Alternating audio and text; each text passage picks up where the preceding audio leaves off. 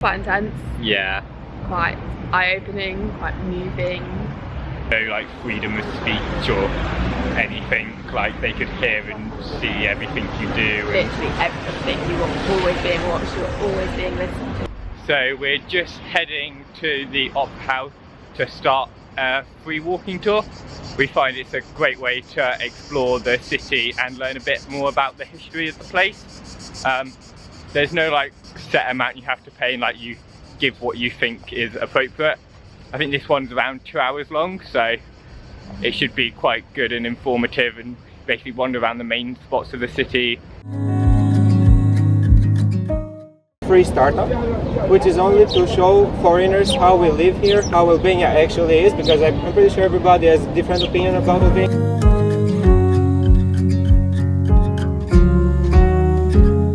I'm actually blown away. Like, it is so beautiful, it's so quiet, it's really clean, and just has the most amazing, like, colourful buildings, so many different blends of architecture, and it's just such like a creative city. I'm blown away so far. It's completely exceeded my expectations. What I suggest to you guys is, if you find the time to go to Bunk'Art 1, it's amazing. It's a huge one. It has 2 floors and lots of history. But if you don't have the time and you are on limited time, this one will do the job as well. It is smaller, but still represents what Albania is. But after you come out of it, you're gonna be sad. I don't want that, but history is history, so we have to embrace it. An Albanian that we are all proud to have. Born in 1910 and died in 2010. Mother Teresa. She had Albanian blood, born of 2 Albanian parents in Skopje. The airport that where you all came from was Mother Teresa Airport. When Enver Hoxha died, the guy who came after him, Ramiz, he wanted to honor him. So what did he do? The $4 million that the GDP of the country had for all the country were spent to build this. It was supposed to be a memorial like the pharaohs. Now, one of the ridiculous things that they did, one day a year, every single citizen of Albania would have come here and cry. Crying was mandatory. You would have to cry. If you didn't do that, exile, 3 generations, murder, anything that they thought it was fair would happen. They weren't deciding to ruin it or to do something with it until last year the mayor got a great idea. This is going to be our university. 100 steps to go on top of it, so yeah. We're almost at the top. Admire the stunning views it gives of the city. Now, we're going to visit the villa of the dictator Enver Hoxha.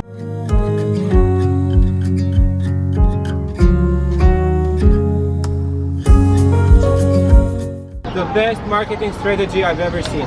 KFC, Colonel Sanders, was opened right in front of the villa of Enver Hoxha. The main idea, the capitalist Colonel Sanders is smiling to the deceased dictator of communism. So, he won, he didn't. The best acoustic sound in whole Balkan can be found in this church. It's amazing. It's not quite finished on the inside 100%. The murals are still being placed, but it's amazing. You can go, it's for free after we finish.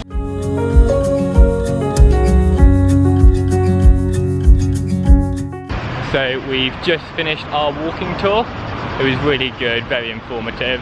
Gave a lot of history about the city and the country as a whole during like communism. Yeah, it was really, really interesting. Learned a lot. Yeah. He gave a lot of like local knowledge as well, like recommendations for like cafes and restaurants and stuff. So we had a really good time. Would definitely recommend doing one just to give like a bit more history and like knowledge about what you're seeing. Albania has quite a complex history. Yeah. If you did want to learn a bit more before coming, I actually read a book. It's called Free. We'll leave the link below to it. Yeah. But it was so interesting. Again, it was a first-hand account of a girl growing up during like at the end of communism and the revolutions and all the rest of it, and it was really interesting, and I learned loads before we came just from that one book. So I'd highly recommend that before you come. Go to one of the probably most famous places in the city and learn a bit more about the history. And apparently it will leave us depressed after, so looking forward to that. Yeah. So this was actually one of the places that our guide brought us to, which we would have just walked straight past had we not known. And it is basically all set up like a piece of music. So you've got all the 5 lines from the music here. You've got different notes with benches and flower pots all along, and behind us just there is a treble clef. So it's really cool. He did say that, you know, obviously you find things like this in cities all across the world. However, in Tirana it's the only city that it will be wrong. And it basically makes absolutely zero sense if you're musical at all. You'll know that the treble clef should be up there at the start of the music.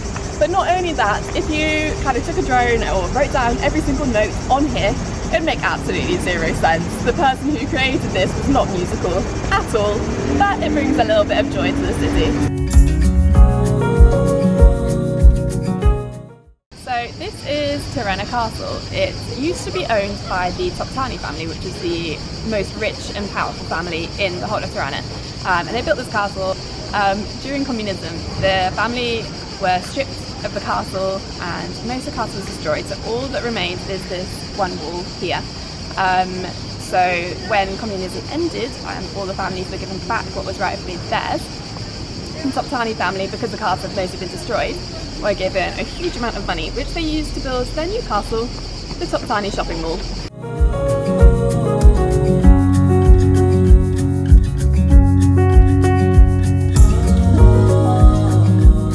Top tip, you need to fill your water bottle. Come to the castle as they have fresh water stations so you can refill your bottle and drink directly from there.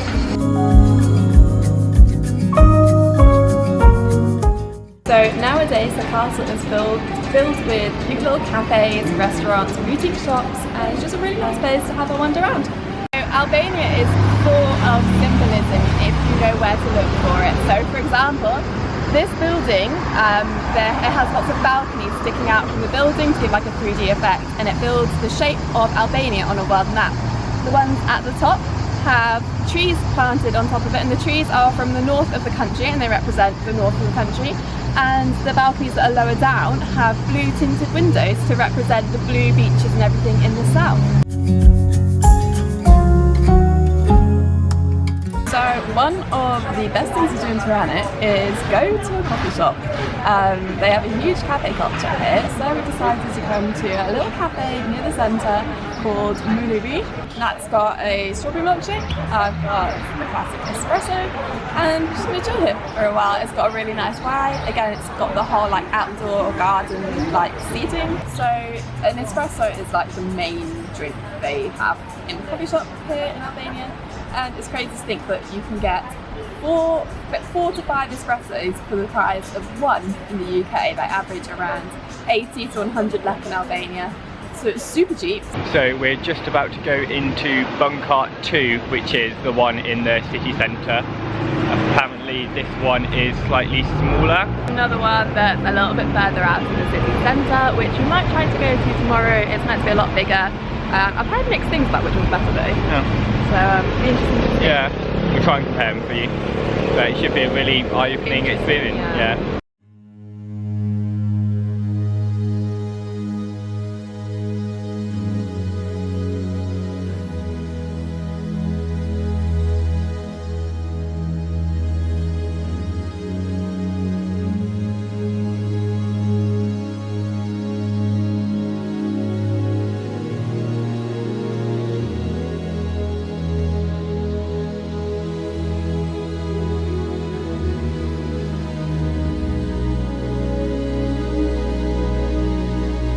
So we've just finished at Bunk'Art 2. Yeah. It's quite intense. Yeah. Quite eye-opening, quite moving. You've got like personal accounts of people that were imprisoned, who were tortured. Yeah, it kind of walks you through from like the start, the formation of the police in the early 1900s. All the way through to the communist era with personal accounts and stuff of the atrocities. There are some quite like graphic images of like some rooms where it's like they say only over 16s can go in because they're quite graphic. But yeah, it's really interesting and informative. Just have to be prepared for when you go in. Yeah.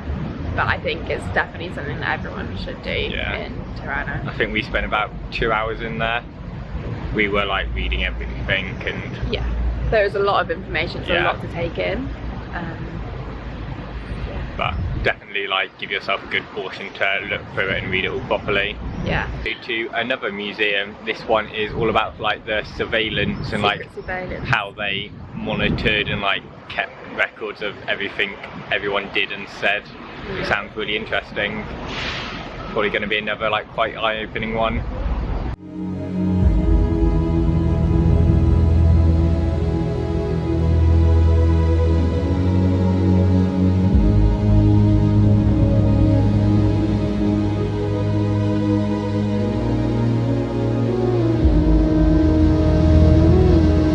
So we've just been to House of Leaves. It's basically a museum all about surveillance during the communist era and how they were like listening to everyone, like bugging them. Yeah, like there was literally zero privacy.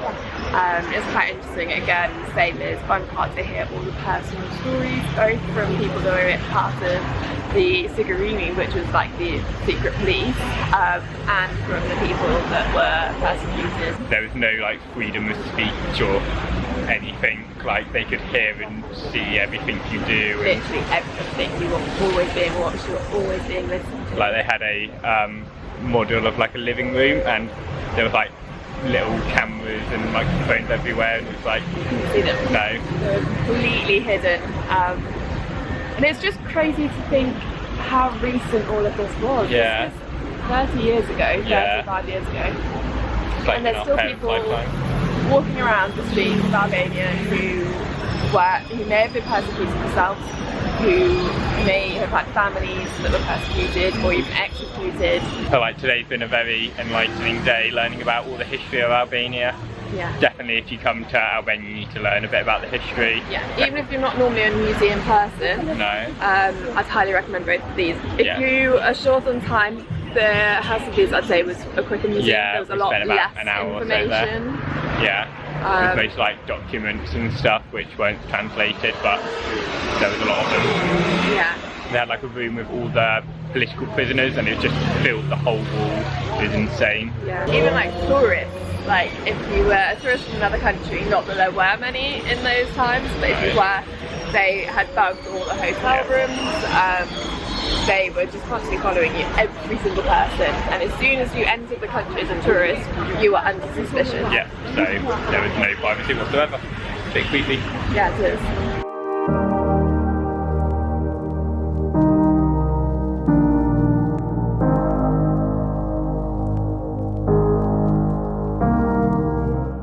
So we just came out for dinner, we were just wandering around and we came across this really cute little place. It's got like a huge fresh fruit and veg market. It's mostly closed now because it is a little bit late. But we met the oldest vendor in the market who let us take a photo of him, and it was just, I just love Albanian people so much. They're just so friendly. Like earlier we were having a chat with one of the guards of one of the like government buildings, and just telling us all about his favourite place in the country, where he's from, and just, it's so nice.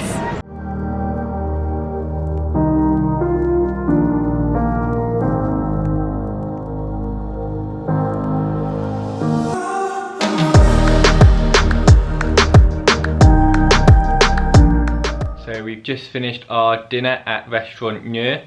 It was a really nice place. It's been a really eye-opening day today, learning an awful lot about Albania's history, but also about how it's coming out the other side and how bright and vibrant this city is now, and how exciting the future of Albania is. Definitely. Tomorrow is our last day in Albania, which is quite sad, but we've definitely saved one of the best till last. We'll be heading just outside the capital city to see something you would not expect to find, like a 20-minute journey away. We're really excited about it. So if you liked exploring Tirana with us today, then make sure you give this video a thumbs up and click the subscribe button so you don't miss this amazing place tomorrow.